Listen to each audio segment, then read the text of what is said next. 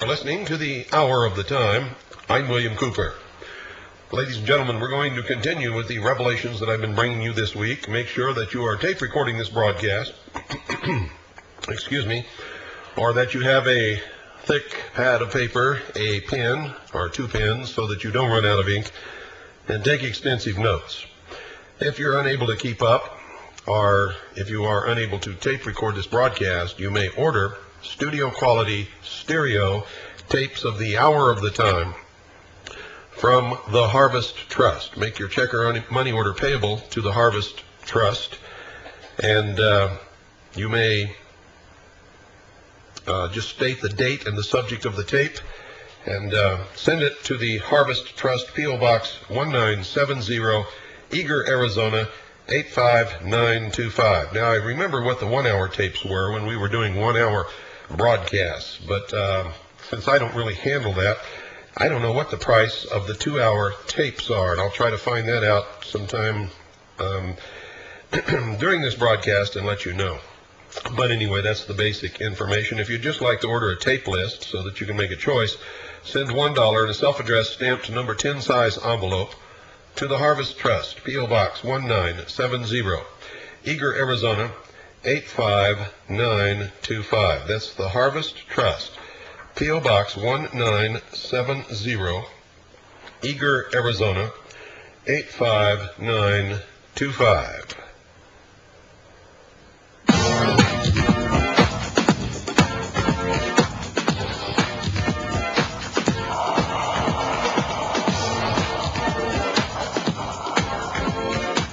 Glad you could make it. Welcome to the new world order.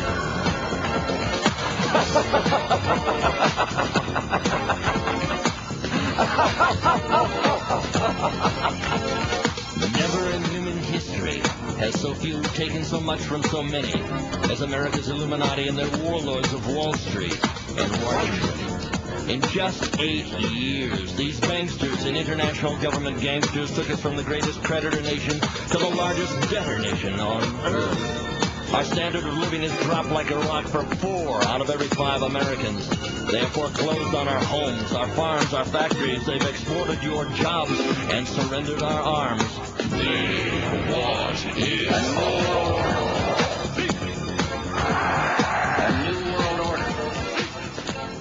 Well, folks, I have that information for you now. Please write this down. Tapes of the 2 hour broadcast of the Hour of the Time are $15 for non-members and $12 for CAGI or intelligence service members. These are studio quality stereo tapes, 2 hours, each episode of the Hour of the Time. $15 for non-members, $12 for members of CAGI or the intelligence service. Make your check or money order payable to the Harvest Trust and send it to the Harvest Trust, P.O. Box 1970, Eager, spelled E-A-G-A-R, Arizona 85925. That's the Harvest Trust, P.O. Box 1970, Eager, spelled E-A-G-A-R, Arizona 85925. If you'd just like to have a packet of information, send $1 in a self-addressed stamped number 10 size envelope to the Harvest Trust, P.O. Box 1970, Eager, Arizona 85925.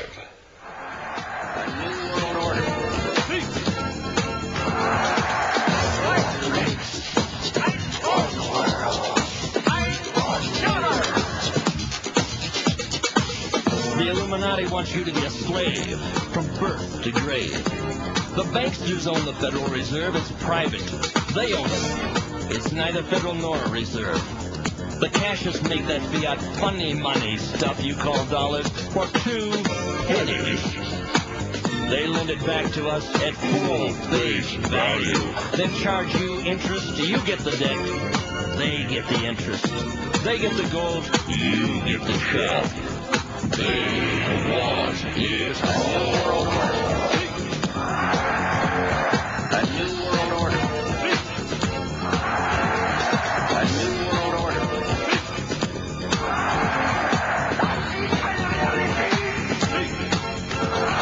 It is a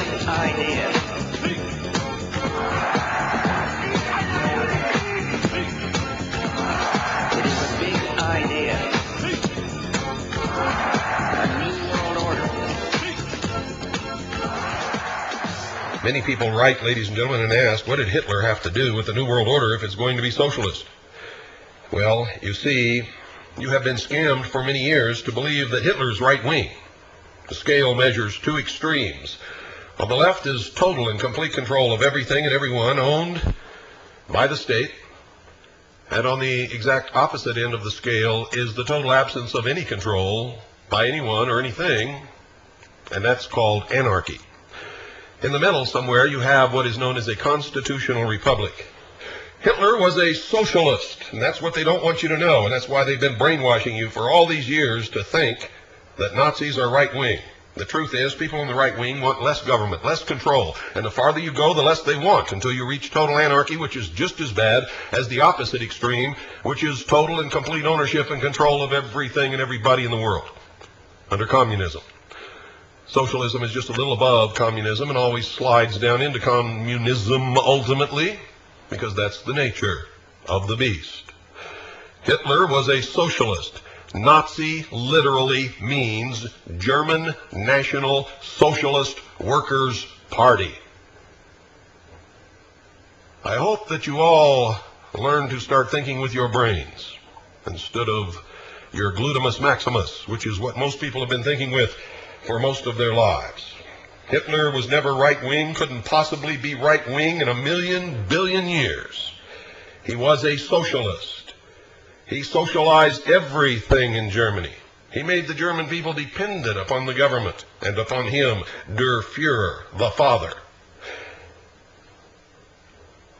They say that anyone who believes in their country or is patriotic is a Nazi, because Hitler was a National Socialist. Well, folks, Hitler began as a National Socialist, which simply means socializing your country. But if you notice, Hitler wanted to rule the world, and he began conquering other countries just as fast as he could. He talked about the New World Order and the New Order. Hitler had behind him the same people who are bringing about the New World Order of today. If you look around and see how things are transacting, you'll see that these people are no different than Hitler and his lackeys and his SS stormtroopers. You see, if it had been Hitler at Waco, Texas, or Ruby Ridge, the outcome would have been exactly the same. Only because of his total control and his disarmament of the German citizens, it would have happened much sooner. They could not have pulled that off here, even though they ultimately did exactly what Americans have despised in this country and have traditionally believed could only happen in places like the Soviet Union or Nazi Germany or Castro's Cuba or in third world countries where heads can roll at the flick of a finger. But it happened here, and I actually heard so-called Christians. There are no more Christians, ladies and gentlemen, than the cow in the pasture across the road over here. These so-called Christians said, oh, they were just a bunch of crazy fundamentalists,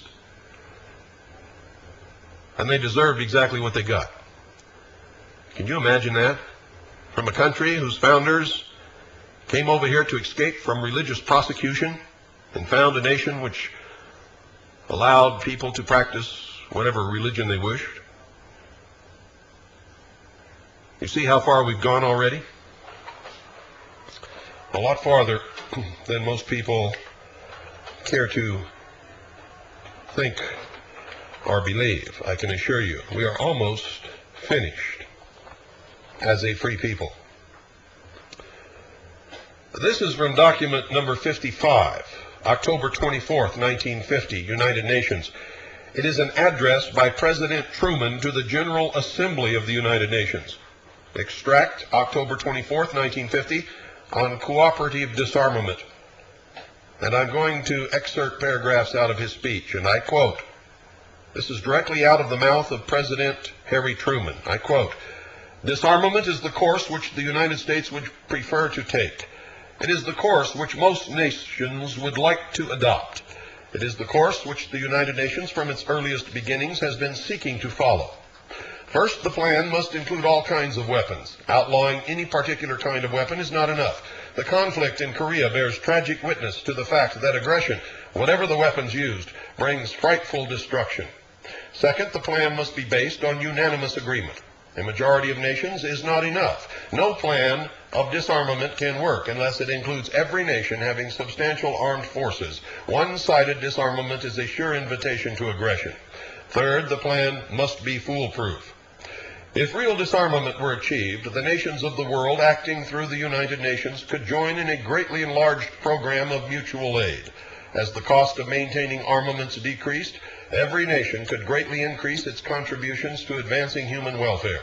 All of us could then pool even greater resources to support the United Nations in its war against want." End quote. Harry Truman, ladies and gentlemen, was a 33rd degree Freemason of the southern jurisdiction of the Scottish Rite.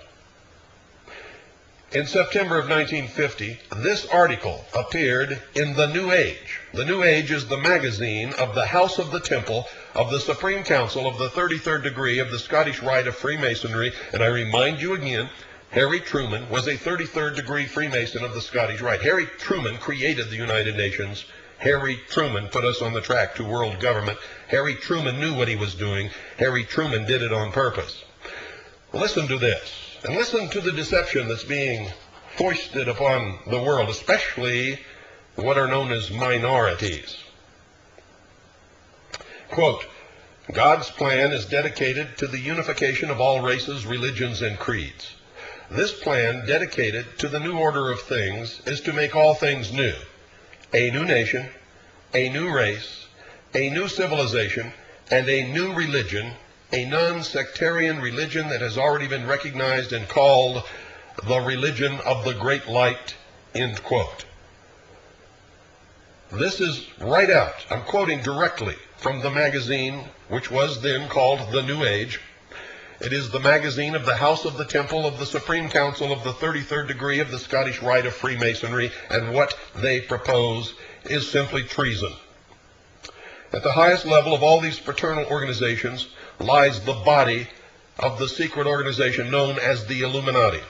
The Illuminati created communism. They created international socialism. They are working for one world government. Here it is in their own words. Let me read it to you again. Quote, "God's plan is dedicated to the unification of all races, religions, and creeds. This plan, dedicated to the new order of things, is to make all things new. A new nation." They're not talking about the United States, folks. They're not talking about going out and finding some land and making a new country. They're talking about a new nation. The world united under one world government. Let me make sure you understand this. Quote, "God's plan is dedicated to the unification of all races, religions, and creeds. This plan, dedicated to the new order of things, is to make all things new. A new nation, a new race, a new civilization, and a new religion, a non-sectarian religion that has already been recognized and called the religion of the great light," end quote. What is this religion of the great light? See, I don't even like to say it. My tongue doesn't like it. What is this religion of the great light? Well, I've spent countless hours over the last 4.5 years teaching you exactly what it is. It is the Luciferian philosophy, ladies and gentlemen. It's exactly what they believe, is that man was held prisoner in the Garden of Eden by an unjust, vindictive God. And man was set free by Lucifer through his agent Satan when he seduced Eve into eating of the fruit of the tree of knowledge of good and evil, and told Eve that God lied to you. God lied to you, Eve, and you must entice Adam to also eat of this fruit. For God doesn't want you to realize exactly who you are. You see, he says, if you eat of the fruit of the tree of knowledge of good and evil, ye will surely die. And I tell you, you will not die, but you will become as gods. That's Satan talking. And anyone in any church or in any religion who believes that believes in Satan's church, and their God is Lucifer. Lucifer is the angel of light that was cast out of heaven because he wanted to sit on the throne above God. Remember that? These people who believe this, these illuminists, believe that through the gift of intellect, which they received from Lucifer, they themselves will become gods or as gods.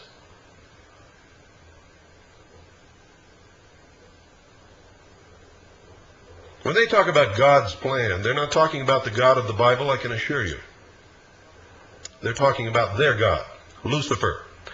Albert Pike made that clear in the Masonic tome entitled Morals and Dogma, that for most of the years of the last century was given out to each new member of each lodge after their first initiation as entered apprentice.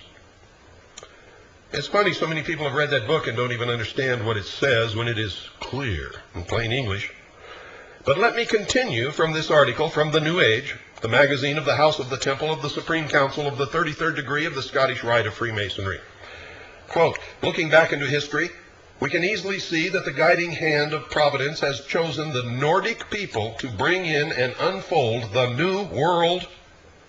Excuse me, let me back up. Let me read it again to make sure that I'm quoting absolutely correctly. Quote, looking back into history, we can easily see that the guiding hand of Providence has chosen the Nordic people to bring in and unfold the new order of the world. Records clearly show that 95% of the colonists were Nordics, Anglo-Saxons. Providence has chosen the Nordics because the Nordics have prepared themselves and have chosen God. The Nordics are God's chosen people, always looking for more light on the mission of life. Just as Providence has chosen the Jewish race, the children of Israel, to bring into the world righteousness by carrying the 10 Commandments, which emphasize, remember the Sabbath day and keep it holy, so also Providence has chosen the Nordic race to unfold the new age of the world, a Novus Ordo Seclorum. One of the first of the Nordics to reach the New World was the Viking Leif Erikson. He sailed from Norway to bring to his people in Ireland a new message. The message of the Christian people is Ireland's new message, the message of the Christian God. But Providence moves in a mysterious way, his wonders to perform. And so Leif the Lucky was sent by Providence to the New World. From the abundance of grapes found there, Leif Erikson called the place Vinland. It is easy to sense that Leif Erikson was sent by the guiding hand of Providence to bring the Norse spirit of the All-Father to the shores of the New World. The Nordics are the highest branch of the 5th Aryan civilization. The Latins are of the 4th Aryan civilization, and the American race will be the 6th Aryan civilization. This new and great civilization is like an American beauty rosebud, ready to open and send its wonderful fragrance to all the world. George Washington, Thomas Jefferson, Benjamin Franklin, John Adams, Thomas Paine, and many others of the founders of the new nation and the new world were Nordics. Thomas Paine, as sparkplug of the American Revolution, loved God but hated sectarianism. In These Are the Times, he wrote, quote, we have it in our power to begin the world all over again. A situation similar to the present hath not happened since the days of Noah till now. The birthday of a new world is at hand. End quote. As stated before, God's plan in America is a non-sectarian plan. Our Constitution is non-sectarian. Our great American public schools, God's chosen schools, are non-sectarian. The great spirit behind this great nation is non-sectarian. Our great American public schools have never taken away from any child the freedom of will, freedom of spirit, or freedom of mind. That is the divine reason that great God our King has chosen the great American public schools to pave the way for the new race, the new religion, and the new civilization that is taking place in America. Any mother, father, or guardian who is responsible for the taking away of freedom of mind, freedom of will, or freedom of spirit is the lowest criminal on earth, because they take away from that child the God-given right to become a part of God's great plan in America for the dawn of the new age of the world. End quote. Now, if you were paying attention, folks, you would have recognized that most of this is a lie. Most of it is not true, either historically or religiously. And if they are Christians, as they claim to be when challenged about their religion, why do they have to have a new religion? And according to their own words here, they are not talking about the God of the Bible or the Christian religion or Jesus Christ or any other religion that may be found upon this earth. For they are talking about a non-sectarian humanist religion. The God that they are talking about is Lucifer. When they refer to Lucifer, ladies and gentlemen, they're referring to the story that I told you about the Garden of Eden as a metaphor. You see, they don't really believe in any God or any Lucifer at all. These are all symbolic, and Lucifer is symbolic of the intellect of man. Jehovah, or the God of the Bible, and Jesus Christ are synonymous to these people with the darkness of the medieval times, when anyone who challenged the church was burned at the stake. In other words, ladies and gentlemen, they don't believe in God or religion at all, of any kind, and they certainly don't believe in the freedom of religion or freedom of anything. For as they state in the article here, exactly as I quoted it to you, they're going to force a new nation upon you. They're not going to tell you the truth about what they're doing. They're going to lie to you and manipulate you into it until it's too late, until you reach the point where you couldn't back out if you wanted to. And that point will be reached after they take the weapons from the hands of the American people. See, here's what they're going to do. They're going to force you to accept a new nation. The new nation is one world government. They're going to force you to create a new race. A new race. Now, just exactly how they're going to do that, I don't know. But they're not talking about the current situation where there's blacks and whites and Hispanics and Native Americans and Orientals and all of the other races and subsets of the races that I have mentioned. A new civilization. They're not talking about American tradition. They're not talking about a constitution with a Bill of Rights. They're not talking about any of these things. And a new religion, a non-sectarian religion that has already been recognized and called the religion of the Great Light, and I've exposed that to you over many years as being secular humanism. You had better wake up and smell the roses, ladies and gentlemen. You see, you've been looking around to find out, what's wrong with this country? How can these things be happening? Who is the enemy? And for a long time you thought it was the Soviet Union. The Soviet Union was created by these people. The whole gist of the Soviet Union communism pitted against the capitalism of the West is to result in a clash that produces a synthesis, which is socialism, which will then slide back into communism. Don't you understand how these things work? That's exactly where we're going. That's exactly what this is all about, ladies and gentlemen. And that's exactly what they said in their article.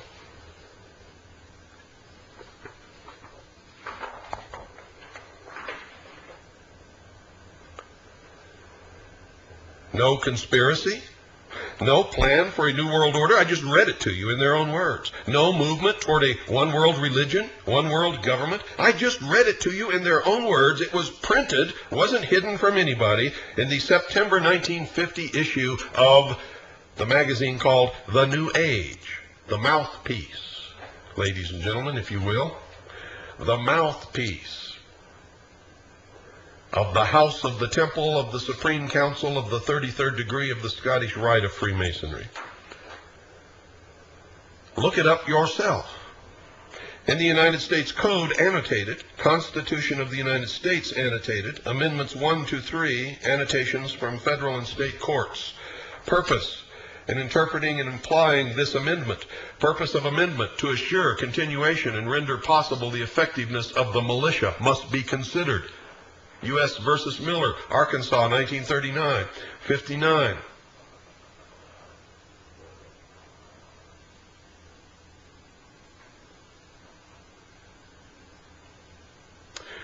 Purpose of this amendment, guaranteeing the right of the people to keep and bear arms, was to preserve the effectiveness and assure the continuation of the state militia. U.S. versus Oaks, C.A., Kansas, 1977, 564, F. 2nd, 384, Cert. Excuse me, 98th State Court, 1493, 435, U.S. Supreme Court, 926, 55, L. Ed. 2nd, 521. Look it up for yourself. Quote, the amendment was designed to foster a well-regulated militia as necessary to the security of a free state.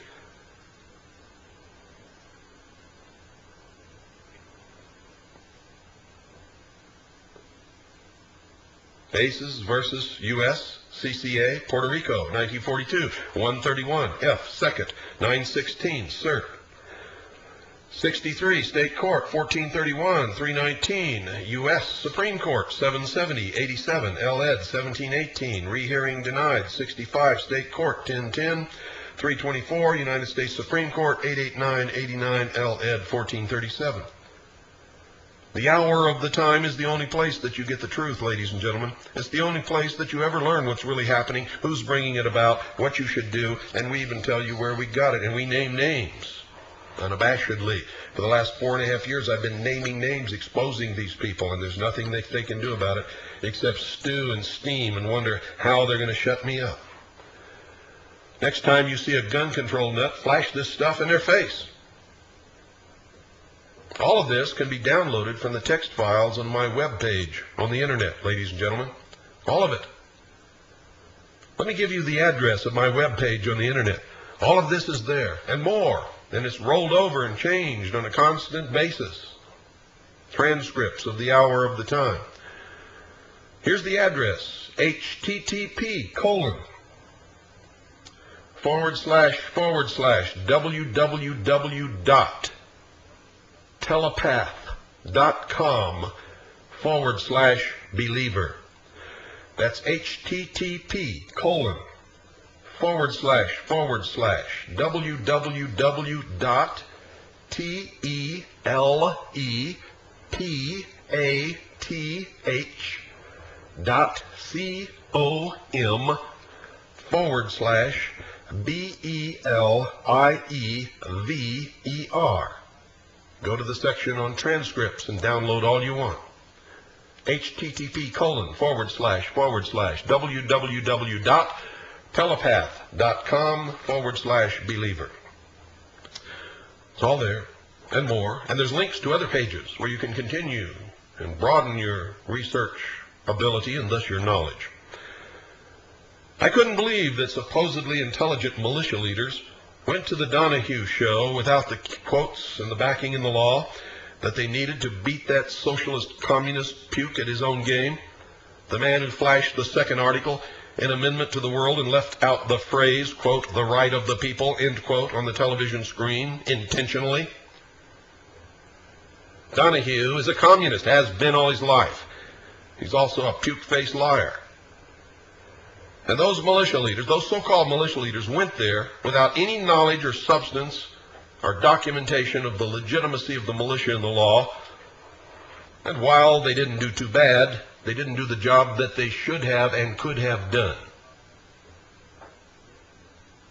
You see, they could have cooked Donahue in his own juice. It would have been very easy. A person's right to bear arms, as guaranteed by the second article in amendment, does not extend to pistols or other readily concealable weapons. Rather, that guarantee protects only the right to be armed with weapons suitable for use by militia in warfare and by the general defense of the community. That is what the courts are now ruling in an attempt to get the arms from the hands of the American people. Now they are trying to convince you that the militia consists only of the National Guard, and if you're not in the National Guard, you're not a part of the militia. The law says otherwise. The law says any person, any man in most instances, in some states says person. Any man between the ages of 17 and 45 is a member of the militia, whether they know it, whether they want to be, whether anybody told them or not. And they have the right to keep and bear arms always. A further statute in the United States Code extends that age limit to age 65 for all honorably discharged veterans or retirees from any branch of the military service of the United States of America or of any state. The courts are ruling now, based upon the fact that they are now telling you that the National Guard is the militia, going against the law, going against all of the history and traditions and past rulings of the courts and the Supreme Court of the United States of America. And the courts are now ruling unlawfully that only the militia, which is the National Guard, may keep and bear arms. I'm telling you now that the militia is as it has always been, and is, according to the law, all citizens of the United States of America, specifically stated in the law to be between the ages of 17 and 45, or extended to the age 65 in the case of honorably discharged or retired members of any branch of military service in this country.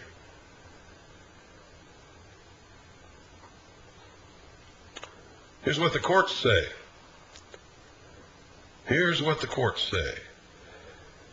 Guida versus Deere, 1975, 375 New York, S. 2nd, 826-84, Miss, spelled M-I-S-C, period, 2nd, 110, modified on other grounds, 387, New York, S. 2nd, 720-54, A.D. 2nd, 86, quote, the word arms, in the connection we find it in the Constitution of the United States, refers to the arms of a militiaman or soldier, and the word is used in its military sense. The arms of the infantry soldier are the musket and bayonet of cavalry and dragoons, the saber, holster, pistols, and carbine of the artillery, the field piece, siege gun, and mortar with sidearms, end quote. English versus State, 1872, 35, Texas, 476, quote, this amendment guarantees a collective rather than an individual right, end quote. U.S. versus Warren, C.A., Ohio, 1976, 530, F. 2nd, 103, cert denied, 96, State Court, 3168, 426, United States Supreme Court, 948-49, L.Ed. 2nd, 1185, quote, constitutional right to keep and bear arms applies only to the right of the state to maintain militia and not to individuals' right to bear arms, end quote. Stevens versus U.S., C.A., Kentucky, 1971, 440, F. 2nd, 144. See also application of Cassidy, 1944, 51, New York, S. 2nd, 202, 268, Appellate Division, 282. Re-argument denied, 63, New York, S. 2nd, 840, 270, Appellate Division, 1046. Affirmed, 73, N.E. 2nd, 541, 296, New York, 926. Com versus Davis, 1976, 343. N.E. 2nd, 847, 369, Massachusetts, 886. Photos versus City of Toledo, 1969, 250. N.E. 2nd, 916, 19, Ohio, miscellaneous, 147. Harris versus State, 1967, 432, Page, or P. 2nd, 2983, Nevada, 404. Quote, this amendment does not imply any general constitutional right for individuals to bear arms and form private armies. Vietnamese Fishermen's Association versus Knights of the Ku Klux Klan, D.C., Texas, 1982, 543F, Supplement 198. Now, ladies and gentlemen, I want you to understand what I'm telling you. The courts are now telling you that you don't have a right to keep a weapon to hunt. You don't have a right to keep a weapon to protect your house. You only have a right guaranteed by the second article in amendment to keep a right for the protection of the state and of the Constitution, the right to keep and bear arms. You see, they say the right to keep and bear arms is for the militia. I've been telling you this over and over again. You must join a militia. You must form a militia, or they're going to use your absence of appearing on the rolls of a militia to take away your right to keep and bear arms. You must. The militia cannot be restricted on any arms, as you've already heard. The courts have ruled that if you're an artillery militia, you're entitled to have artillery. I just read it to you. Supreme Court decision, ladies and gentlemen. You may have a militia of artillery. You may have a militia of armor. You may have a militia of cavalry. If you think horses are going to cut the mustard, and you can have an infantry militia. But you must have a militia, or your right to keep and bear arms is in dire jeopardy. The truth is the courts are ruling unconstitutionally and unlawfully on these subjects. For the second article in amendment is clear, and the active clause is, and I quote, "The right of the people to keep and bear arms shall not be infringed." A militia being necessary to the security of a free state is a descriptive clause.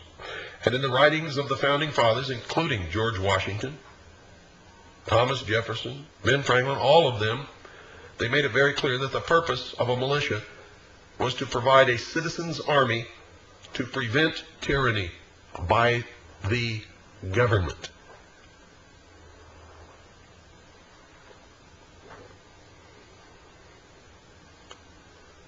The word arms, in the connection we find it in the Constitution of the United States, refers to the arms of a militiaman or soldier, and the word is used in its military sense as interpreted by the courts.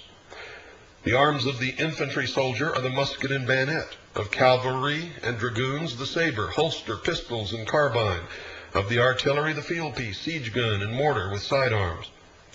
You must be a legal and lawful militia. If you are not, they're going to try to take your guns away based upon the fact that you're not. Quote, "This amendment does not imply any general constitutional right for individuals to bear arms and form private armies," end quote. Now they're equating militias with private armies. The history of this country and the truth about militias is that they are never and have never been private armies and never functioned as such. And there are many, many, many more cases. Quote, "Self-defense is not substantive right conferred directly by this amendment, and thus no constitutional right of federal employee was violated by her discharge upon basis of assault incident in which employee claimed to have acted in self-defense," end quote.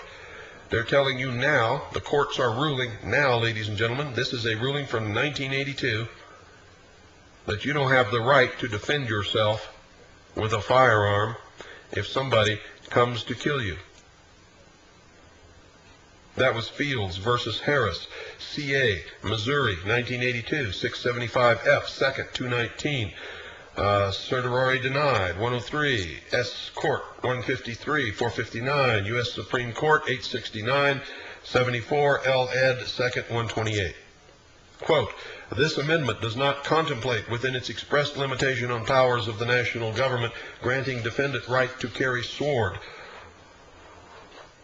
in his belt for the purposes stated, namely that he might need them and that he wanted to be prepared," end quote.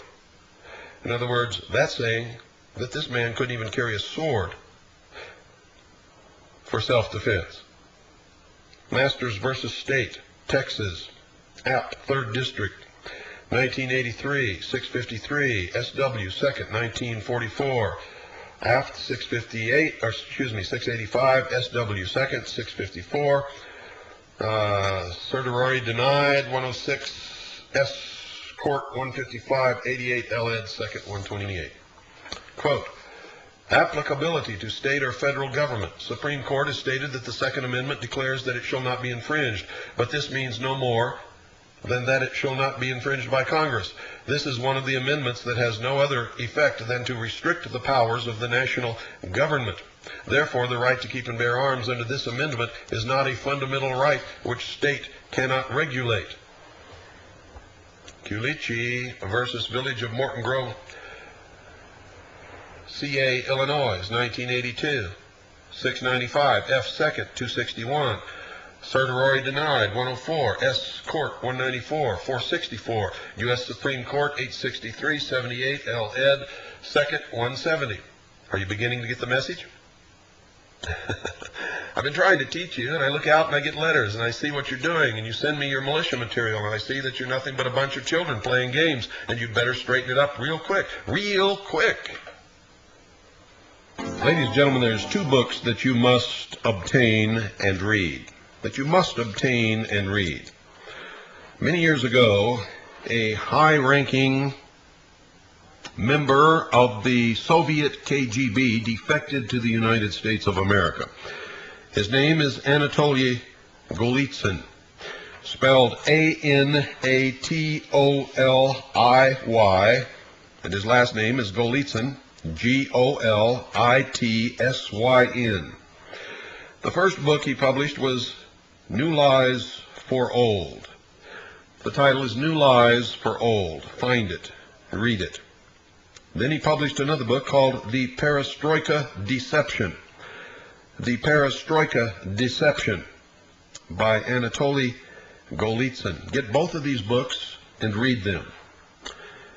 It was hard for the people in the intelligence community to believe that he was telling the truth when he first defected and outlined the coming fall of the Soviet Union, the bringing down of the Berlin Wall, the disarmament of the West, and the winning of the Cold War by the Soviet Union through the deception of perestroika. He made, ladies and gentlemen, approximately 140 predictions. 130 of them have been 100% correct. He was right. And what I am telling you is right. And you had better wake up and begin to do something about it, or you're going to find that the Soviet Union did not fall, it just took over the whole world. Now, as you look over there, you think, this guy's full of it. This guy's full of crap. Until you really start doing some studying. All of these so-called democratic leaders of what used to be communist countries are communists. They're still in complete and full control. There is no democracy being established anywhere over there at all. There is no disarmament taking place. It is a deception on a grand scale. And if you keep listening to this broadcast, you will get all the documentation and references that you need to prove it to yourself. But you can never do that unless you take the information that I give you and look it up. Remember, listen to everyone, read everything, believe absolutely nothing unless you can prove it in your own research. That includes me. That includes Bill Clinton. That includes your mother. It includes the mayor of your city. It includes your congressman, and especially your congressman. Any politician is a liar from the word go. You all should know that by now. So, it doesn't do any good for me to give you all of this information if you are not going to act upon it. You see, you must act upon it. You must take this information and look it up for yourself. Otherwise, I'm wasting my time, and you're never going to learn what the truth is or is not. And that's the truth. Quote, guarantee of right to keep and bear arms under this amendment protects not an individual right, but a collective right in the people as a group to serve as militia, and imposes no limitation on the state's legislature's power to prohibit individuals from carrying deadly weapons where the prohibition will not interfere with the preservation of efficiency of the militia. End quote. Application of Atkinson, Minnesota, 1980, 291, N.W. 2nd, 396. Quote, right to bear arms under state constitution or state decisional law is not an absolute right. Right may be circumscribed by conditions under which it is sought to be asserted, end quote. U.S. versus Romero, C.A., New Mexico, 1973, 484, F. 2nd, 1324. See also State versus Rupp, Iowa, 1979, 282, N.W. 2nd, 125. State versus Dawson, 1968, 159, SE 2nd, 1, 272, North Carolina 535, Bristow versus State, Alabama, CR, appealed 1982, 418, SO 2nd, 927. Quote, this amendment places no limitation on power of state legislators to enact gun control legislation, end quote. People versus Morrell, 1984, 475, NYS 2nd, 684. 648, 101, AD, 2nd, 927. Quote, there is no absolute constitutional right of an individual to possess a firearm, end quote. Thompson versus Duretta, D.C., Utah, 1982, 549, F, Sup, 297, appeal dismissed, 709, F, 2nd, 1343. See also State versus Winkleman, 1981, 442, N.E., 2nd, 811, 2nd, Ohio, appealed, 3rd, 465, 2, OBR 561. Quote, municipal ordinance requiring that persons seeking to possess handgun first obtain identification card in order to demonstrate their entitlement to possess such weapon did not violate this amendment, since it did not infringe upon maintenance of well-regulated militia right, which this amendment seeks to protect. Purpose furthered by ordinance of safeguarding public as much as possible from dangers of illegal weapons is proper subject for reasonable regulation under police power. End quote. Mosier versus City of Dayton, 1976, 358, NE 2nd, 540, 20.0, 3rd, 412, 48, Ohio State 2nd, 243. I bet you're paying attention to me now, aren't you? You see? You always thought that this was inviolable. Well, it is inviolable under the intent of the Founding Fathers and all of their writings and the history and tradition of this country. But it's only inviolable if there is a standing militia to say, this is unconstitutional what you are doing and you cannot take our guns away from us. You see, if these treasonous judges, these socialists sitting on the bench of state and federal courts, these Freemasons, whose goal is one world totalitarian socialist government, make these unconstitutional rulings and you let them get by with it, then you've lost your right. The first tenet in the common law is he who does not defend his right has no rights.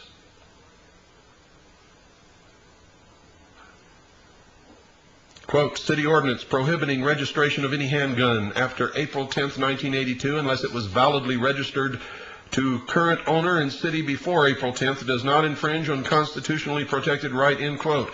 Scholar versus Byrne, D.C., Illinois, 1983, 556, F. Sup, 736, affirmed, 727, F. 2nd, 633. Quote, even where this amendment is applicable, it does not constitute an absolute barrier to congressional regulation of firearms, end quote. And that's true in any area that's owned and controlled by the federal government, the federal zone. But in the states, it is not true. And that's what you don't know. Quote,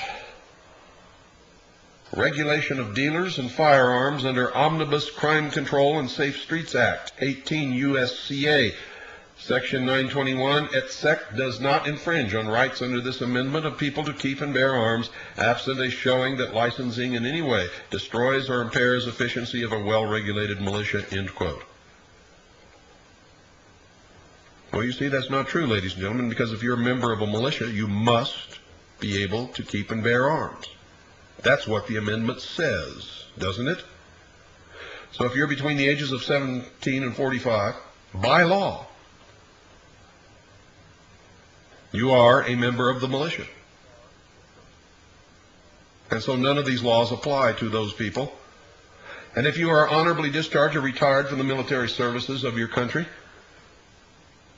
that age limit is extended until the age of 65. How about that? Are you waking up?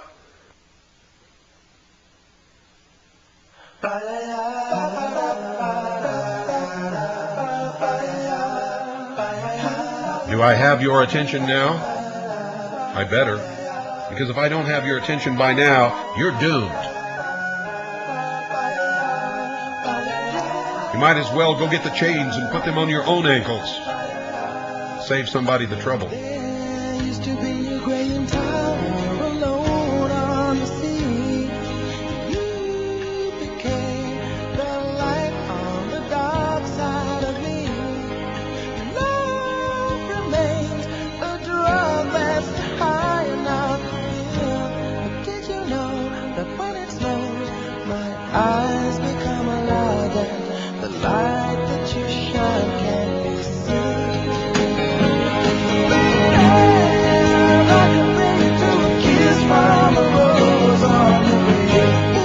This is the voice of freedom. Welcome back to the hour of the time, ladies and gentlemen. I'm William Cooper, the man that President Clinton called in a White House memo the most dangerous radio host in America. Not because I want to or would hurt anyone, because I don't. Not because I run around carrying a rifle and sticking it up people's noses, because I don't. It's because I wield the sword of truth, the weapon that these socialist scum cannot fight, cannot defeat, because they are nothing but chronic liars. Almost everything that spews from their lips and out of their temples without windows, and from their mystery religions and from the halls of government which they have infiltrated and now control, is nothing but lie after lie after lie after lie after lie after lie after lie. Lies, lies and more lies. That's what we're subjected to on a constant basis. From television, from movies, from the news, the communist news networks, Allied Broadcasting Communists, National Broadcasting Communists, Communist News Network, Communist Broadcasting System, all the rest of them. White House press conferences, liars. And you should all have realized that by now. You see, one basic truth can be used as a foundation for a mountain of lies. And if we dig down deep enough in the mountain of lies and bring out that truth to set it on top of the mountain of lies, the entire mountain of lies will crumble under the weight of that one truth, and there is nothing more devastating to a structure of lies than the revelation of the truth upon which the structure of lies was built, because the shock waves of the revelation of the truth reverberate and continue to reverberate throughout the earth for generations to follow, awakening even those people who had no desire to be awakened to the truth. Delamere de Veris said that, and I put it prominently in the front of my book, Behold a Pale Horse, which if you haven't read, you need to read. And I'll tell you how to get that another day. You are in danger, ladies and gentlemen, great danger. Great danger.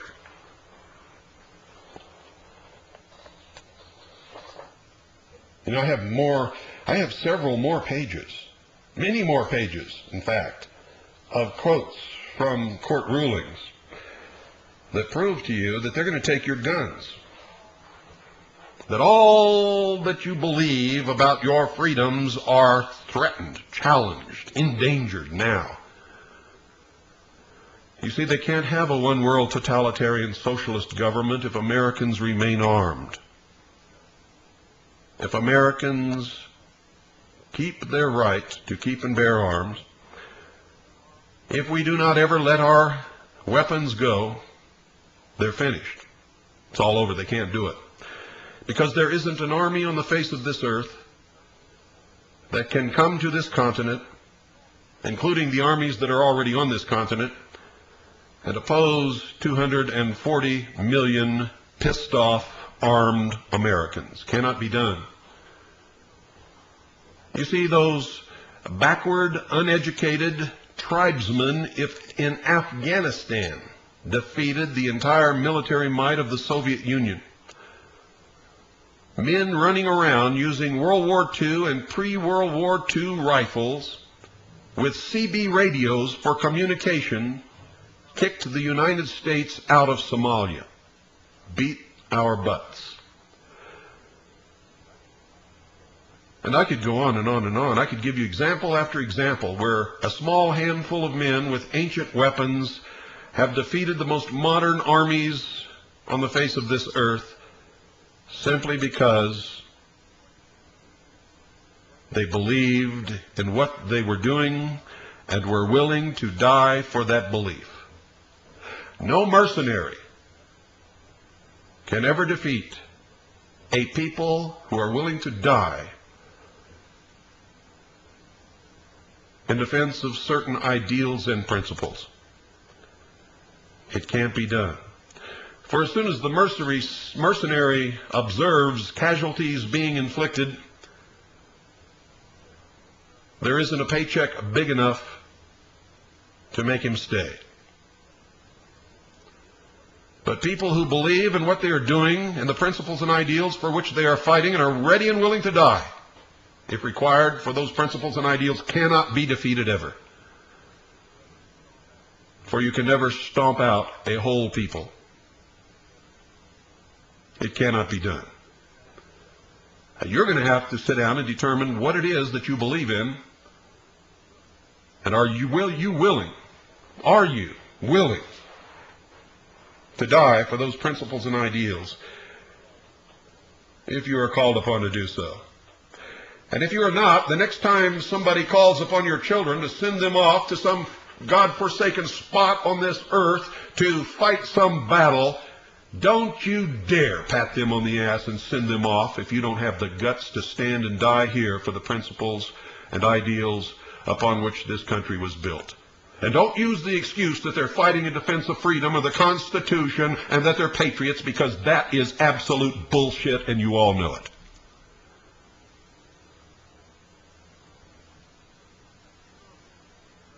If you're not willing to stand up here in defense of the principles and ideals upon which this country was founded and fight and die here for the Constitution and for the freedom of the American people and your children and your grandchildren, then don't you be sending somebody off to fight and die somewhere else for something that has nothing to do with any of those things. Don't you even consider it. And if you do, don't talk to me about patriotism or fighting for the Constitution or for your country, because it's a lie. It's a lie upon the face of it. And you then become a liar. And you know it. I was in Henry's barber shop not too long ago, and I was talking to Henry about what's going on in the world, and about what was happening to a group of men up in Montana called the Freemen. And a man came in and sat down, and he said they ought to go in there and kill them all. I said, why do you say that? They're anti-American. I said, well, I don't think so. The common law is American. Our whole legal system is based upon the common law. The common law is protected in the Constitution. I read that to you yesterday, ladies and gentlemen. Protected in the Constitution. One of the freemen has already been acquitted. Already been acquitted.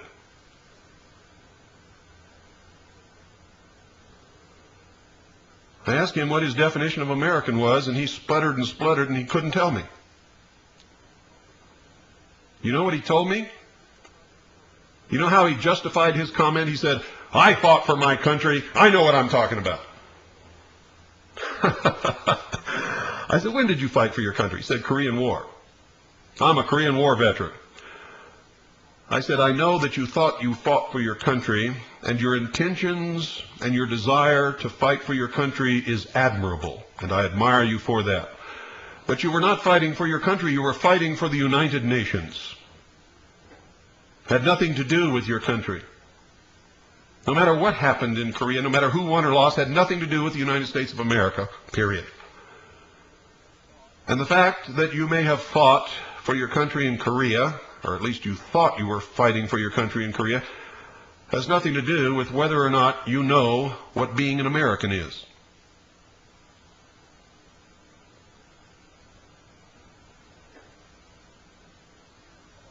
And he said, "Well, you never fought for your country." I said, "You're right, but I thought I was. I believed at the time that I was. But you're wrong in saying that I never fought. Makes you a bigot. You're making assumptions about me that you don't know anything about.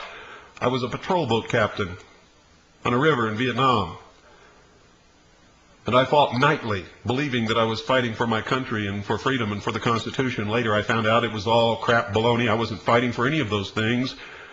And the way it was set up, we were supposed to win from the beginning for the Viet Cong." You see, we weren't supposed to win at all.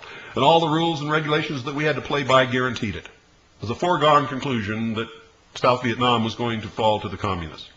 In the meantime, a lot of other people were going to make a lot of money in the process. I said, "Where did you fight in Korea?" And he spluttered and blustered, and come to find out, he never fought at all, wasn't in Korea. He was just in the military during that time period. And he got so angry his face turned beet red, and I thought he was going to explode right there. In fact, I was a little bit worried that in his embarrassment he might jump up and want to come to fisticuffs, for which I was prepared to do if it was necessary, but I was hoping that it wouldn't come to that. And after my haircut was finished, I got out of the chair and I walked over to him and I said, "I'm really sorry if I made you angry. I didn't intend to. I was talking to Henry about the Freeman in Montana, and we were having a conversation which you interrupted.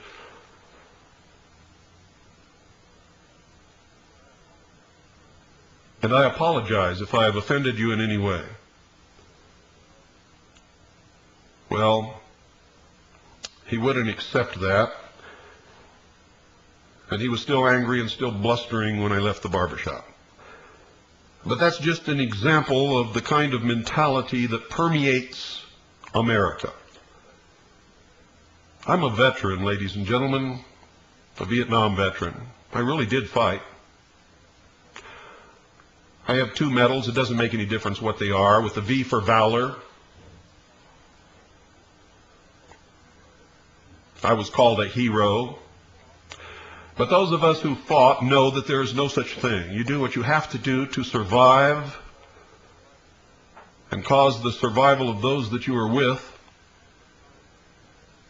And sometimes you're so scared and so pumped up with adrenaline that you don't even know what it is that you're doing. And that's the truth of the matter. In almost every city in this country, there are VFW halls and Foreign Legion halls. And I thought at one time that I could go in there and find people of like mind. And I went to a few meetings and went a couple of times during the day to have a beer and talk with the guys. And you know what I discovered, ladies and gentlemen?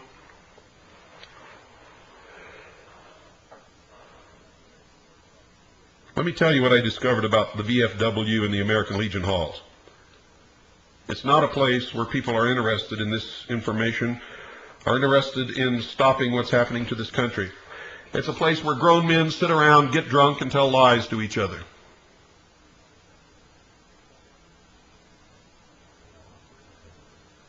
About how great they were in defending their country. And so I quit going, because it's not anything that I want to have anything to do with. That could change. And if you're a member of one of those halls, you could cause that to change today, or tomorrow, or next week. And that's a fact. But you must get interested and you must begin to do something now, or you are lost. You must have a militia. You must have a militia. You must belong to a militia. And that militia has to be full of men with a purpose who believe wholeheartedly in the principles and ideals upon which this country was founded, and they must be brave men who are willing to die for those principles and ideals should that opportunity present itself. Cowards need not apply.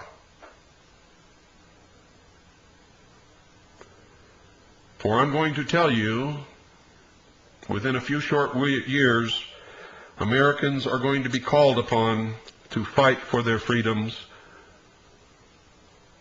or put the chains upon their own ankles and march into enslavement.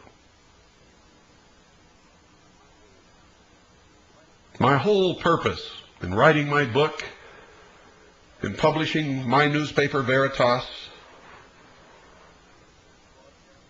in creating this broadcast, The Hour of the Time, and the Worldwide Freedom Radio Network,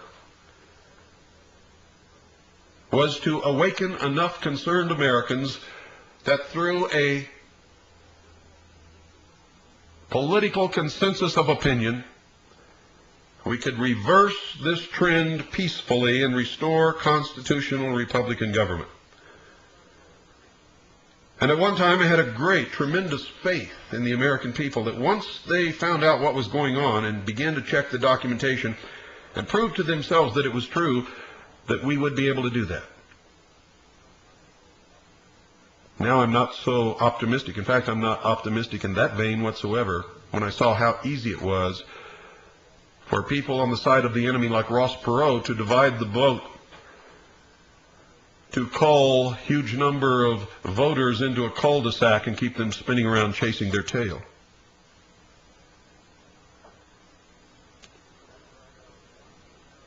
After I have watched Americans accept computer voting, where once they put their vote into that computer, it turns into an electron, can't be counted, and nobody has any idea where it went. While I watched many states do away with the written ballot and the written ballot backup. Now, in many areas, you vote by touching a computer screen and no paper trail exists whatsoever. You touch that screen, your vote turns into an electron and disappears forever, and nobody can ever check to see if your vote was registered where you thought it was going. I also learned that most people don't want to hear the truth, don't want to go and research it, don't want to find out if it's true, and certainly don't want to do anything about it because they are afraid. I have discovered that most people are cowards. And they believe that if they don't look at it, if they don't acknowledge it, it will just go away. It can't happen to me. It can't happen in America. This is America, boy. What are you talking about? Can't happen here. It's already happened here. It's been happening for many years. In fact, it's almost a done deal.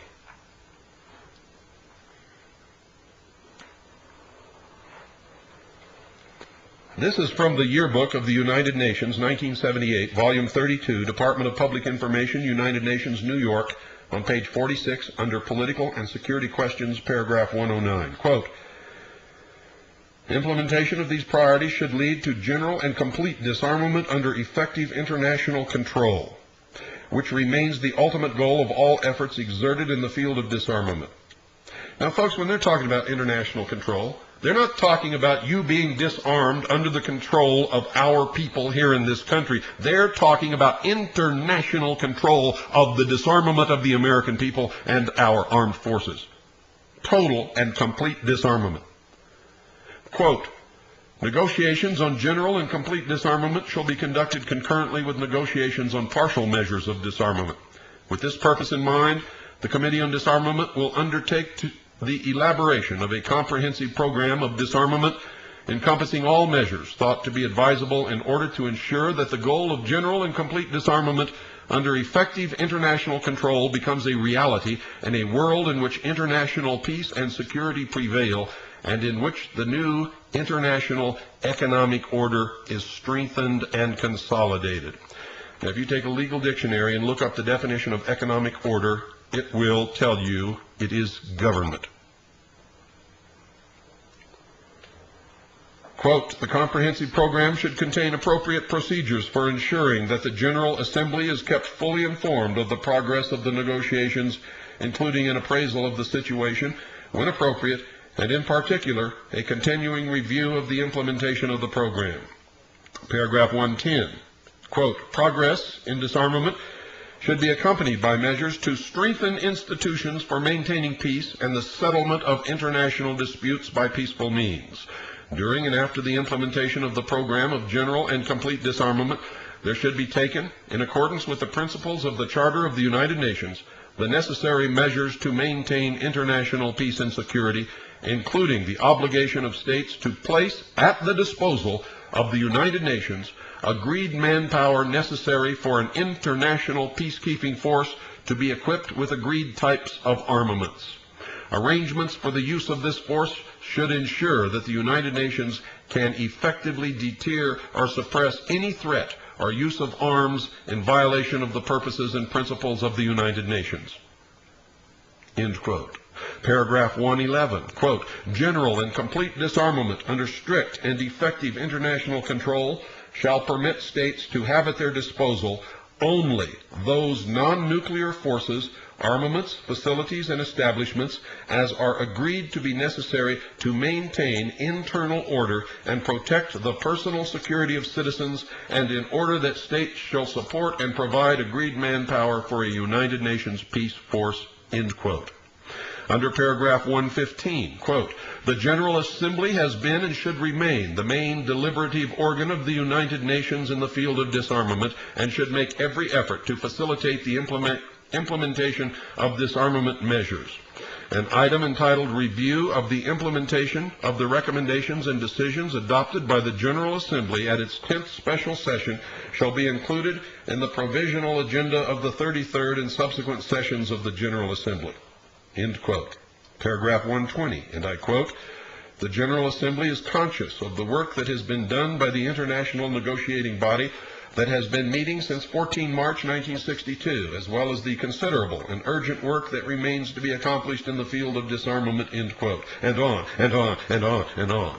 Paragraph 126, quote, in adopting this final document, the states members of the United Nations solemnly reaffirm their determination to work for general and complete disarmament and to make further collective efforts aimed at strengthening peace and international security, eliminating the threat of war, particularly nuclear war, implementing practical measures aimed at halting and reversing the arms race, strengthening the procedures for the peaceful settlement of disputes, and reducing military expenditures and utilizing the resources thus released in a manner which will help to promote the well-being of all peoples and to improve the economic conditions of the developing countries, end quote. And on and on. It talks about the new phase in disarmament. And here we have on page 113, quote, Liberia submitted to the First Committee in 1978 a draft resolution on the need for a new philosophy on disarmament to be formulated from the new ideas, theories, proposals, and strategies set forth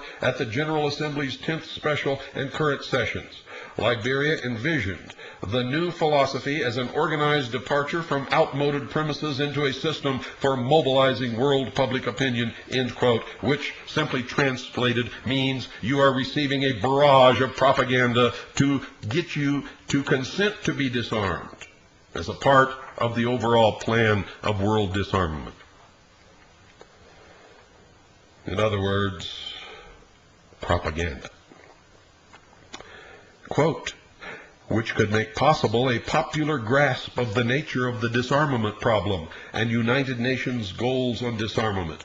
Introducing the text, Liberia suggested that all the new ideas and concepts on disarmament should be fused into a single principle of an integrated philosophy, perhaps as a new world disarmament order. Its format perhaps as a doctrine or as a philosophical declaration. Did you know that on the grounds of the United Nations in New York City, there is a huge statue of a pistol with the barrel tied in a knot?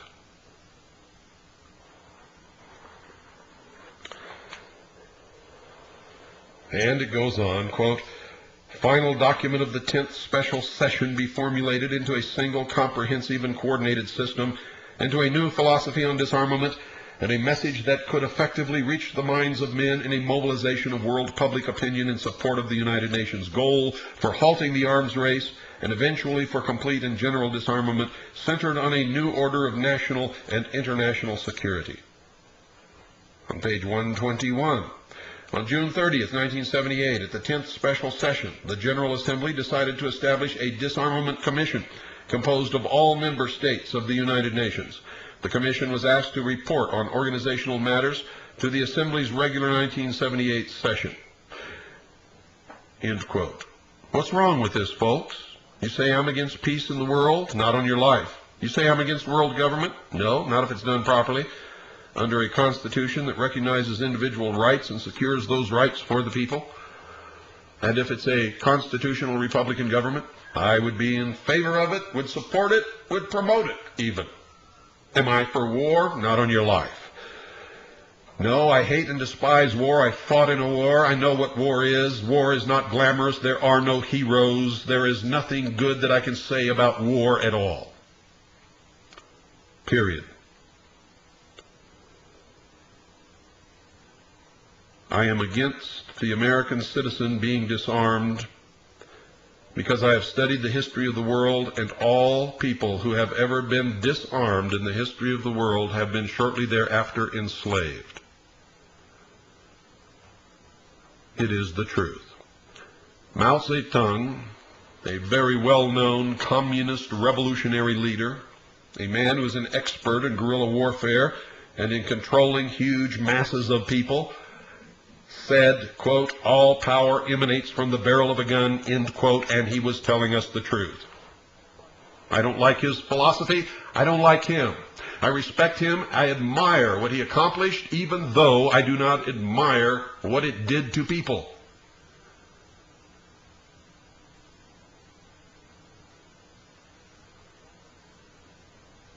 But he told us the truth. And he was an expert. He knows what he's talking about.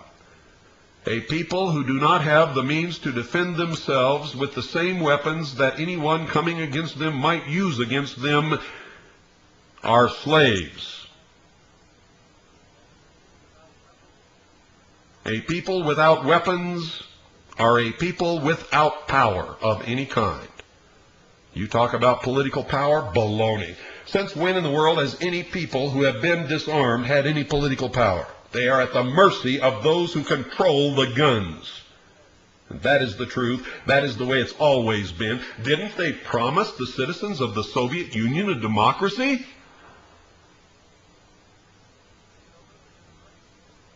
Didn't they tell them they had to right the vote? Doesn't the Soviet Constitution give them the right to keep and bear arms? Yet they never did. And when they voted, there was only one party and one candidate in each election. And yes, they had to right the vote. In fact, they had to vote, and they had to vote for that one candidate or they got shot. Same thing in communist China. You better get the message, folks, and stop listening to this bleeding, heart-blathering, feel-good nonsense that these stupid people are feeding you on a daily basis. You're eating pablum. You're eating pablum for lunch, and you don't even know it. You're eating it for breakfast, and you're eating it for supper, and you're eating it all the time in between, and you don't even understand that it's pablum.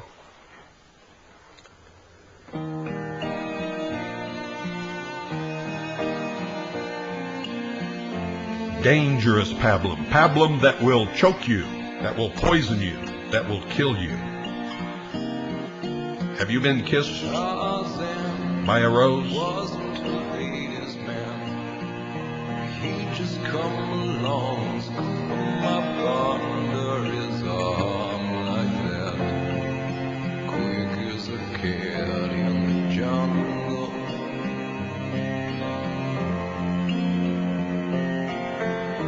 Clark Kent, no, there was a real gent.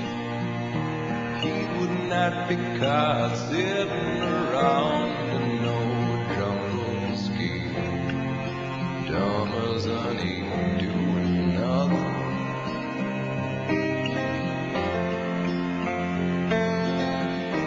Superman never made any money, saving the world from Solomon Grundy. And sometimes I despair the world will never see another man like him. Hey, Bob, Sue had a straight job, even though he could have smashed any bank in the United States. He had the strength, but he wouldn't.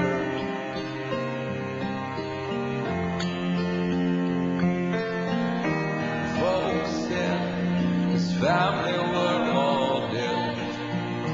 Planet crumbled, but Superman he forced himself to carry on.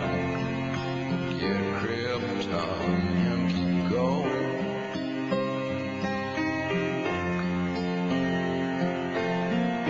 Superman never made any money. Saving the world from Solomon Grundy. And sometimes I despair the world will never see another man like him. Tarzan is king of the jungle and ruled over all the apes. But he could hardly string together all words. I Tarzan, he's Jane.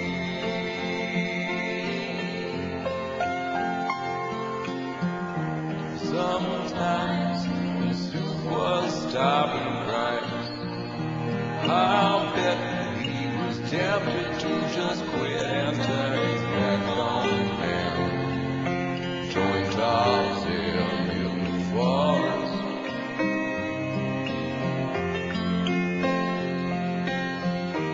But he stayed in the city, kept on changing clothes and dirty old phone booths till his work was through. Had nothing to do but go home.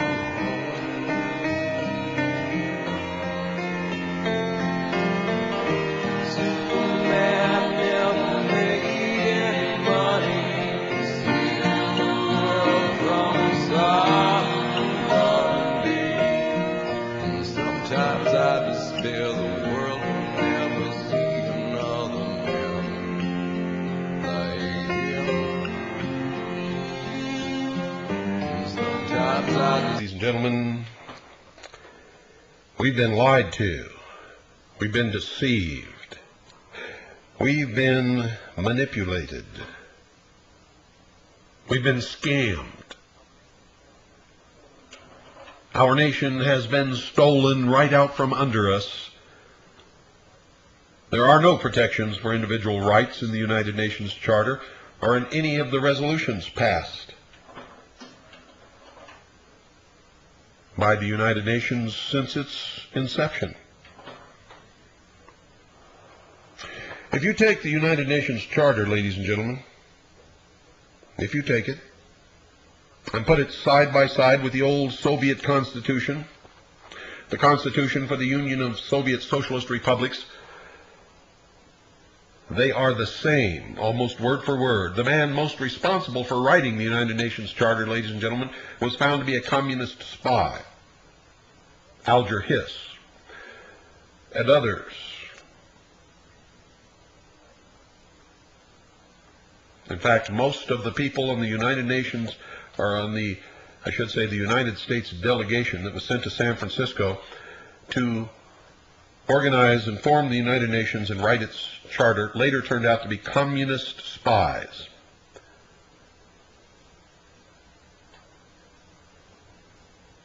Alger Hiss was one of them. He was tried, convicted, and placed where he belongs, in jail. Now that the socialists are in charge in Washington, D.C., you see all these articles in Newsweek and other places trying to say that he should be released from jail because he really wasn't a communist after all. Well, you go study the evidence and study the trial transcript and you'll find out that there's no doubt whatsoever. But you see, he's a hero to these people. In the supreme law of the land, ladies and gentlemen, the United States Code annotated, Constitution of the United States annotated, Articles 2 through 7, annotations from federal and state courts. And listen carefully to what I'm telling you. For all of you who have not believed what I've been putting out as the message to this nation and to the world, you'd better listen, and I am a messenger. Once again, the United States Code annotated, Constitution of the United States annotated, Articles 2 through 7, annotations from federal and state courts. On page 576, paragraph 112, quote, United Nations Charter, a treaty ratified by the United States is part of the supreme law of this land, end quote. Now let me tell you that again, just in case you missed it. United States Code annotated, Constitution of the United States annotated, Articles 2 through 7, annotations from federal and state courts. On page 576, paragraph 112, quote, United Nations Charter, a treaty ratified by the United States is part of the supreme law of this land, end quote. U.S. versus Steinberg, D.C., Illinois, 1976, 478 F. Sup. 29. See also Balfour, Guthrie and Company, Limited versus U.S., D.C., Cal, 1950, 90 F. Sup. 831. Quote, provision of United Nations Charter that the United Nations should promote universal respect for observance of human rights and fundamental freedoms for all without distinction as to race, sex, language, or religion, was not self-executing and therefore was not part of the supreme law of the United States, end quote. Do you understand what I'm saying? They're saying that the United Nations Charter and any resolution or anything that the United Nations pass is part of the supreme law of the United States of America. Supreme law of this land. This last paragraph I just read is talking about a specific charter that was passed, or I should say convention that was passed by the United Nations on the observance of human rights and fundamental freedoms for all without distinction as race, sex, language, or religion, was not self-executing within the law and therefore was not part of the supreme law of the United States like the United Nations Charter and the other United Nations resolutions, which are self-executing. Do you understand this? I hope that you do. That was Camacho versus Rogers, D.C., New York, 1961, 199 F. Sup. 155. Quote, listen to this. The United Nations Charter is a treaty within the purview of this clause, making treaties a part of the supreme law of the land and binding upon judges in every state, end quote. Fujii versus State, 1952, 242, P. 2nd, 617, 38, Cal. 2nd, 718. You can listen to all the other broadcasts or programs you want, ladies and gentlemen. In fact, I urge you to. Listen to everyone. Read everything, but believe nothing. You can read anything you want to, but you'd better come back every day at this same time and listen to the hour of the time, because that's the only way you're ever going to grow up. You get pablum from everyone else. You get lies, you get rumor, you get BS, you get disinformation. I have to spoon feed you because you can't get it any other way. And I document and source every single thing I ever tell you so that you can go look it up for yourself and know that I'm telling you the truth. But don't believe a word I tell you unless you do look it up. Don't even believe your mother. This is the age of deception. And remember, who is the great deceiver? If you don't know, look it up and find out. Page 583, paragraph 144 says, quote, police power enactments. Police power of state, especially when exerted for protection of life and limb, is as pervasive as any of reserved powers of states and should be respected unless there is a clear collision with national law, which has right-of-way under this clause, end quote. Kessler versus Department of Public Safety, Financial Responsibility Division, State of Utah, 1962, 82, S. Court, 807, 369, U.S. Supreme Court, 153, 7, L. Ed., 2nd, 641. Quote, in the application of this principle of supremacy of an act of Congress, in a case where the state law is but the exercise of a reserved power, the repugnance or conflict should be direct and positive, so that the two acts could not be reconciled or consistently stand together, and also that the act of Congress should have been passed in the exercise of a clear power under the Constitution such as that in question. Synott versus Davenport, Alabama, 1859, 63, United States Supreme Court, 227-22, Howe, spelled H-O-W-E, 227, 16, L. Ed., 243. Quote, treaty conflicts generally 154, paragraph 154 on page 589, quote, treaty conflicts generally, state law must yield when it is inconsistent with or impairs the policy of provisions of a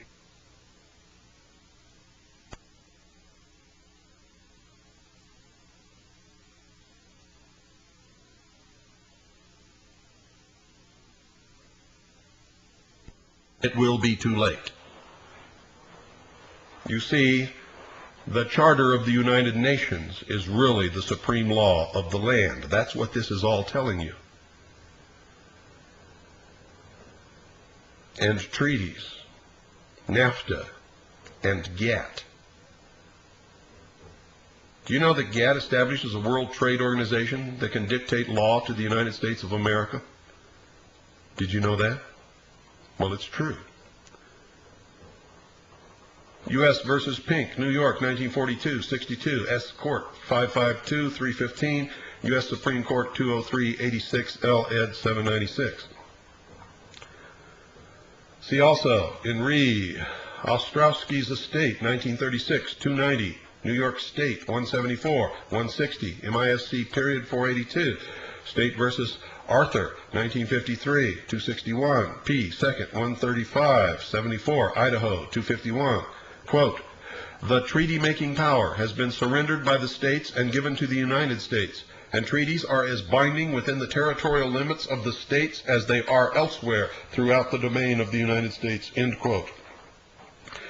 Baldwin versus Franks, Cal, 1887, 7 S. Court, 656, 763, 120, United States Supreme Court, 682, 30, L. ed. 766. See also Nielsen versus Johnson, Iowa, 1929, 49, S. Court, 223, 279, U.S. Supreme Court, 47, 73, L. ed. 607. Murano versus Baltimore, etc., etc., etc. And there's two more paragraphs of citations, which I'm not going to read. You can look it up.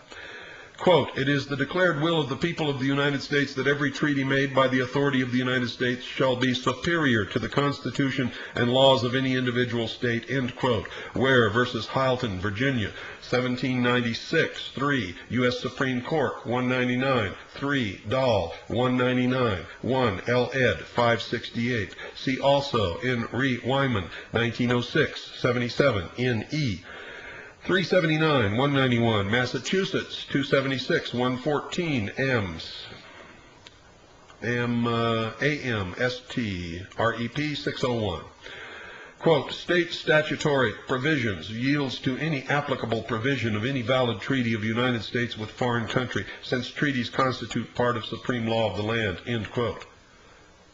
DeTenorio versus McGowan, C.A., Mississippi, 1975, 510, F. 2nd, 92, rehearing denied, 513, F. 2nd, 294, certiorari denied, 96, S. Court, 150, 423, U.S. Supreme Court, 877, 46, L. ed. 2nd, 110. Quote, a treaty must be regarded as a part of the law of an individual state as much as are the state's own statutes, and it may override the power of state, even in respect of the great body of private relations which usually fall within control of the state, end quote. Amaya versus Staniland Oil and Gas Company, CCA, Texas, 1947, 158, F. 2nd, 554, certiorari denied, 67, S. Court, 1191, 331, United States Supreme Court, 808, 91, L. ed. 1828, rehearing denied, 67, S. Court, 1530, 331, United States Supreme Court, 867, 91, L. ed. 1871. Quote, a treaty is supreme law of the land, and even state law must yield when it is inconsistent with or impairs policy or provisions of a treaty, end quote. The United Nations Charter, ladies and gentlemen, is a treaty. Do you understand what's happening? Now do you know why you feel that something is really wrong in your gut, but you don't know what it is? The world government already exists. They're just moving you into it slowly. Once they take your guns away, they're going to slam you into it, throw you down on the ground, and slap the chains around your ankles from which you will never escape. For a disarmed people is an enslaved people. Second article in the amendment had nothing to do with the right to hunt. It was to protect us against tyranny. People who own firearms and belong to militias, ladies and gentlemen, are not extremists. They're not anti-government. They're not terrorists, domestic or otherwise. They are what they have always been, American patriots dedicated to the principles and ideals upon which this nation was founded, and they are ready and willing, as they have always been throughout the history of this nation, to give their life in defense of the freedom of the American people and of the preservation of the constitutional republic. Anyone who proposes to take the guns away from the American people, are to register guns, are to in any way control the people's right to keep and bear arms, are not only extremists, they are traitors.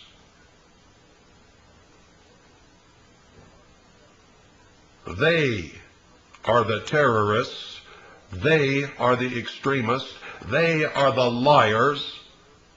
And I have proven it to you, not with words, not with fluffy, good-feeling crap that you hear from them all the time, but with documentation and facts. With the law. With the truth. With the real history. When are you going to wake up? Have you been kissed by a rose?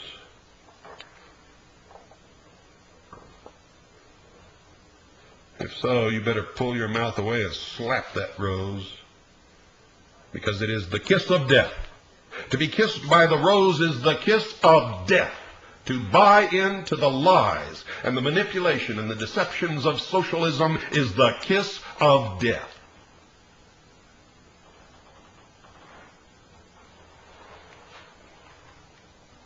Is the kiss of death what you want? Are you a communist, Marxist, socialist, or are you an American? You'd better make that decision pretty soon. If you're an American, welcome. I'll fight and die beside you anytime it's required to protect the freedom of all of us. If you decide you're a socialist, we will ultimately meet upon a battlefield, and I'm going to have to kill you. And that's the truth. And I will not hesitate, because I know you will kill me if I do. And that also is the truth. I will do everything in my power, as I have done for years, to prevent bloodshed from ever happening. And if we could awake enough Americans to realize a consensus of political power before we lose our right to keep and bear arms, we can do it. If we can't do it, there will be civil war in this country, because there are just too many Americans like me. We will not be slaves in the New World totalitarian socialist communist order. We will not. It's as simple as that. And I will never shut up. Someday they're going to have to come here and try to kill me to shut me up, because they won't do it any other way.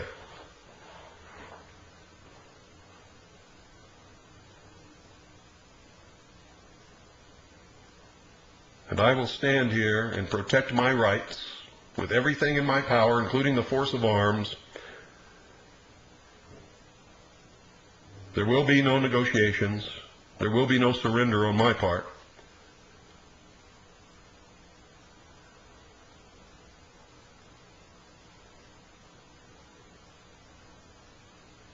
You see, I'm a realist. No fantasy here.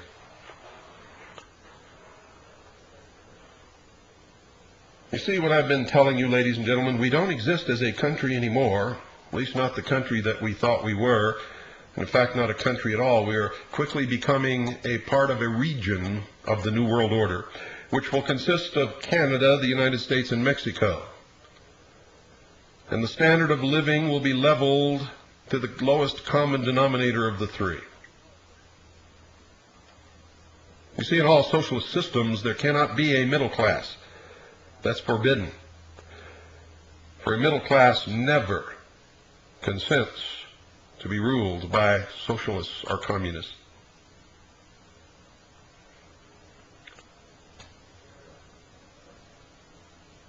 Anywhere that our Constitution or our laws conflict with the United Nations Charter or any of the treaties under the United Nations Treaty and the United Nations Participation Act, the United Nations will prevail. We are a vassal state of a world government and have been since 1945.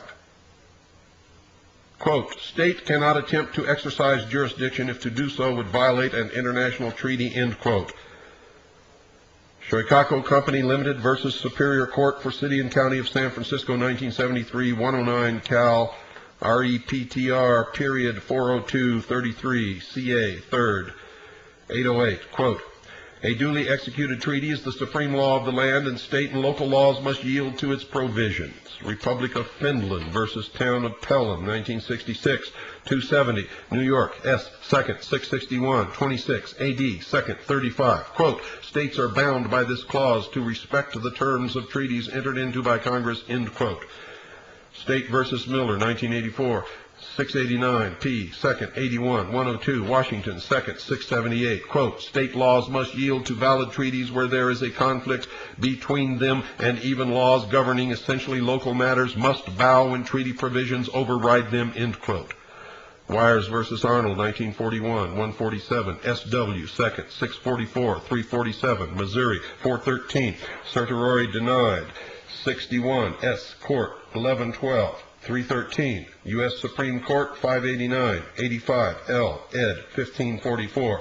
Wake up, America, you've been had. Good night, ladies and gentlemen.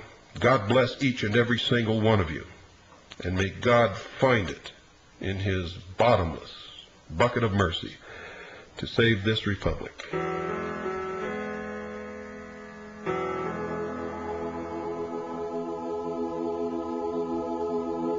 There's no reason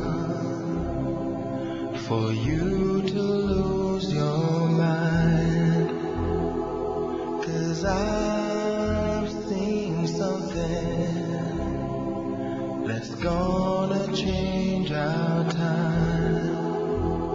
If I could, I'd make you understand. If I could, I'd make you understand.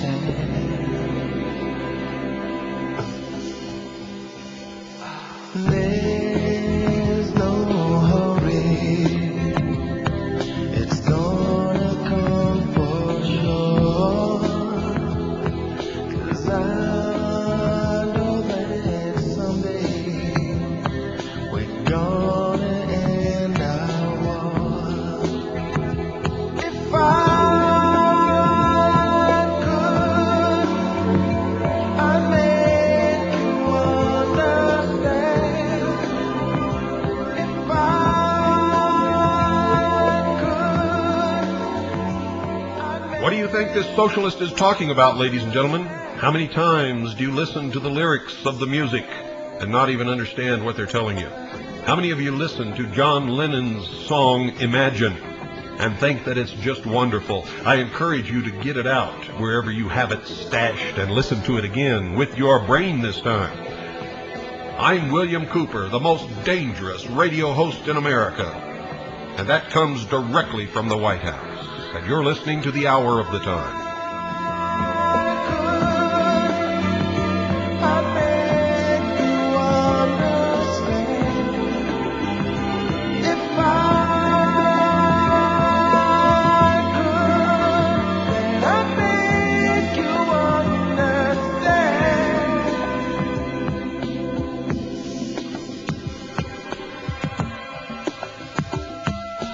There's no reason